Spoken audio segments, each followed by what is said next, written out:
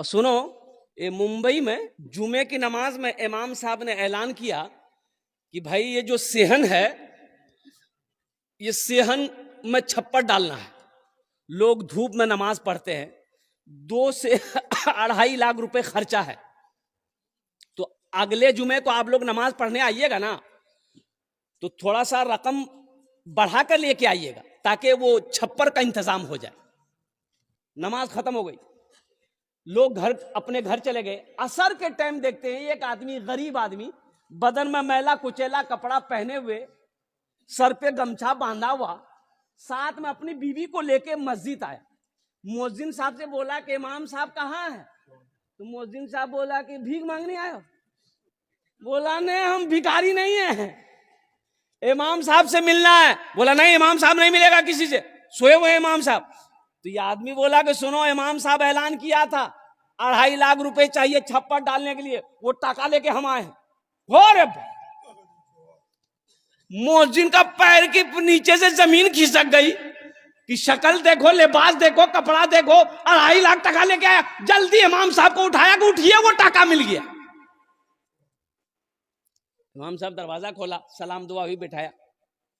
इमाम साहब भी उसकी होलिया को देख के ताज्जुब हो गए। बोले भाई पैसा तुम लाया कहां से? बोला हजरत लाया कहां से, हम अपने घर से लाए। वो आप मेरी शक्ल मेरे लिबास को देख रहे हैं ना हजरत, हम अमीर नहीं, हम तो गरीब हैं। हम कूड़ा चुनते हैं, चिमकी पॉलिथीन बोतल चुनते हैं, मेरी बीवी चुनती है। ये पैसा हमने बड़ी मेहनत से जमा किया है। हमारा घर नहीं है, हम रेलवे स्टेशन के बगल में झोपड़ी बना के रहते हैं। ये पैसा इसलिए जमा किए थे कि हम अपना एक घर बनाएंगे। लेकिन जुमे की नमाज आपके पीछे पढ़ते हैं। आपने जो ऐलान किया ना, हम अपनी बीवी से जाकर मशवरा किए, तो मेरी बीवी बोली कि जिस तरीके से हम लोग रह रहे हैं 2, 4, 5 साल और रह लेंगे, लेकिन लोग नमाज पढ़े, धूप में ना पढ़े, वहां साया हो। ये पैसा ले जाकर इमाम साहब को दे दी। और सुनो, इमाम साहब बोला कि नहीं भाई, ये पैसा तो हम ऐसे नहीं ले सकते। हम सदर को बुलाएंगे, सेक्रेटरी को बुलाएंगे, खजांची को बुलाएंगे। पूरे मोहल्ले वाला जमा हो गया। तो मोहल्ले वालों ने कहा कि बड़ी बड़ी शर्म की बात है, ये गरीब आदमी 2.5 लाख रुपया अकेले दे रहा, वो भी कूड़ा चुनने वाला।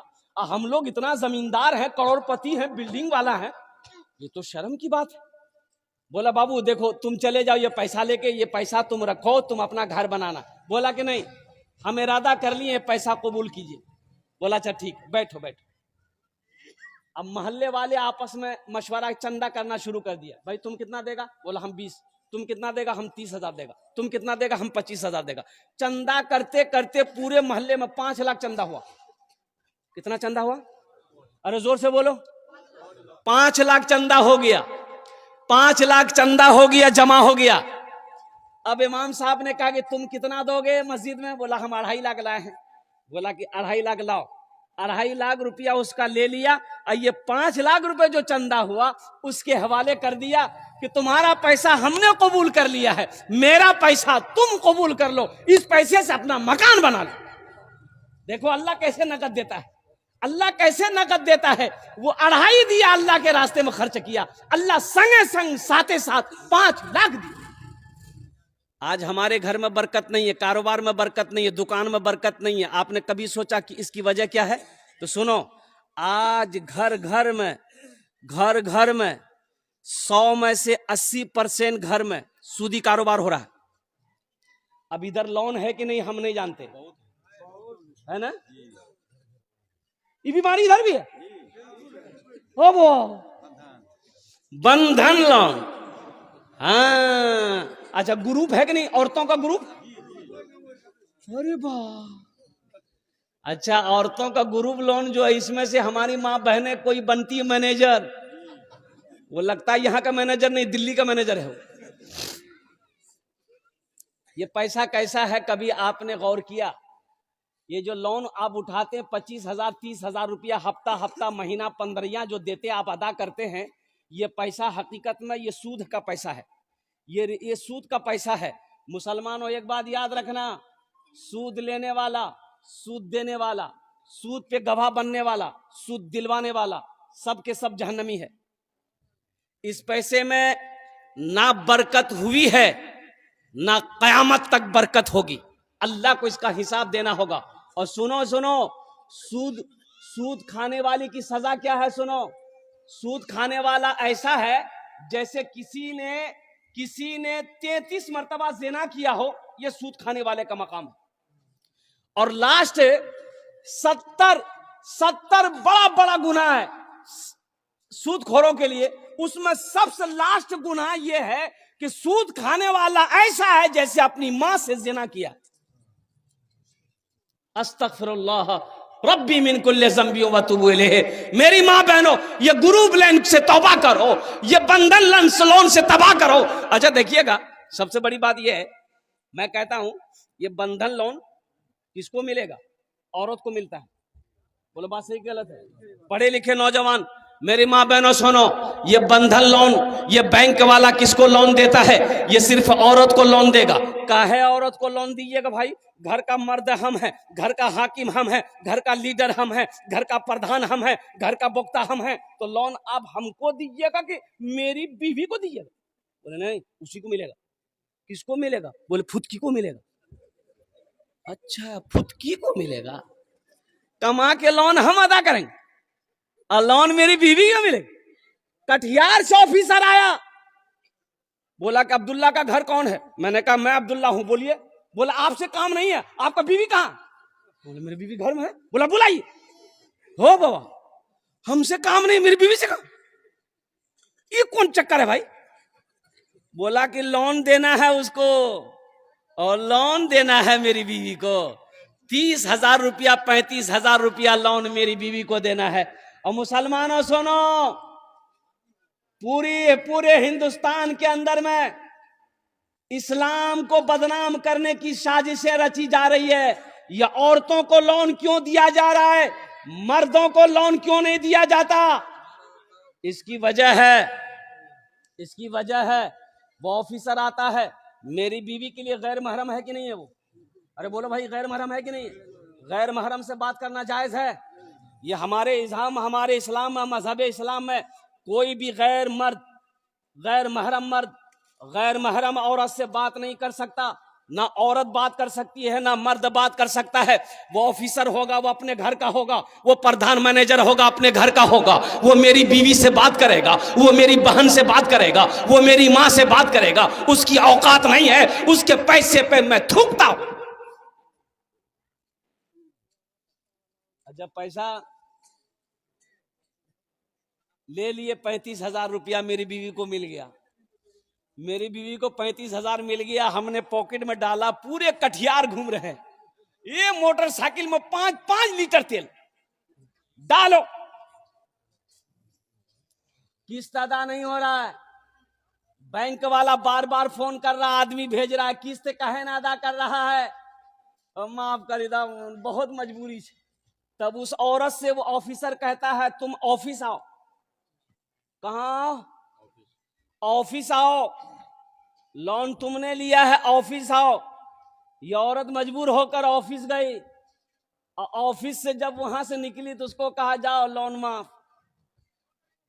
अब काहे माफ हुआ वो आप समझते हैं, अब खुल के हम नहीं बोलेंगे। ऐसे लोन पे थूकता हूं मेरी मां बहनों, तौबा करो। हमें सूदी पैसे नहीं उठाना है, हमें सूदी पैसा नहीं लेना है। सूद का पैसा हम अपने बच्चे को नहीं खिलाएंगे। ये बच्चा मेरा फरमाबरदार नहीं होगा, ये बच्चा नाफरमान होगा।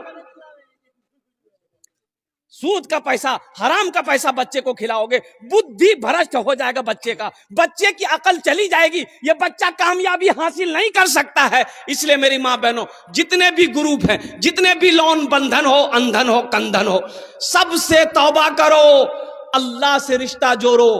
मांगना है अल्लाह से मांगो। किससे मांगो? अल्लाह से मांगो। इंशाअल्लाह अल्लाह से मांगो, अल्लाह देगा, अल्लाह का वादा है।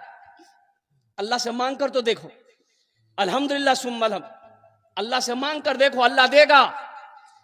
अरे अल्लाह उसको भी देता है जो अल्लाह को नहीं मानता है। जो अल्लाह को नहीं मानता है, जो अल्लाह को गालियां देता है, अल्लाह उसको भी देता है। हम तो मानने वाले हैं, अल्लाह हमको नहीं देगा। मांग कर तो देखो मेरी मां बहनों, नमाज पढ़ो, अल्लाह से मांगो, देखो अल्लाह कितना देता है। ले नहीं पाओगे।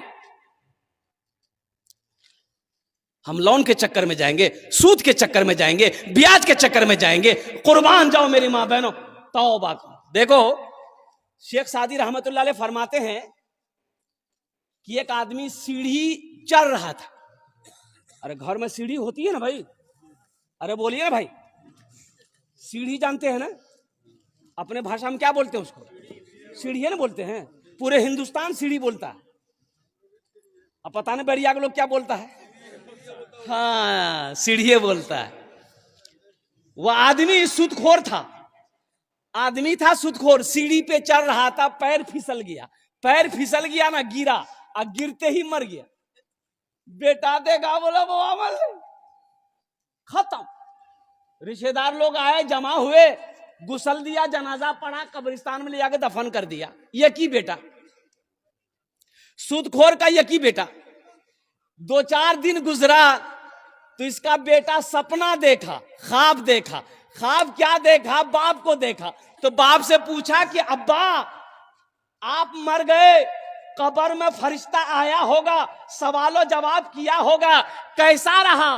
तो बाप रोते हुआ बोला, बेटा वो सब लफड़ा नहीं हुआ, हम जैसे ही मरे डायरेक्ट जहन्नम में घुसा दिया। बोला बेटा कब्र में कोई सवाल जवाब नहीं हुआ हमसे, कोई फरिश्ता नहीं आया बेटा, जैसे ही हम मरे ना डायरेक्ट घुसा दिया। जा मुसलमानों, नौजवानों, मेरे बच्चों, तौबा करो। इंशाअल्लाह सूद से तौबा करोगे। कितने लोग तैयार है? हाथ उठा के बताओ, इंशाअल्लाह हम सूद नहीं खाएंगे। अल्हम्दुलिल्लाह, सूद से तौबा करो। एक बात याद रखो, सूद का पैसा अल्लाह कर घर में बीवी को खिलाओगे, वो बीवी वफादार नहीं होगी। बच्चे को खिलाओगे, बच्चा फर्मा बरदार नहीं होगा। सुनो, अल्लाह के नबी ने इरशाद फरमाया, हराम में पलने वाला खून, हराम में पलने वाला खून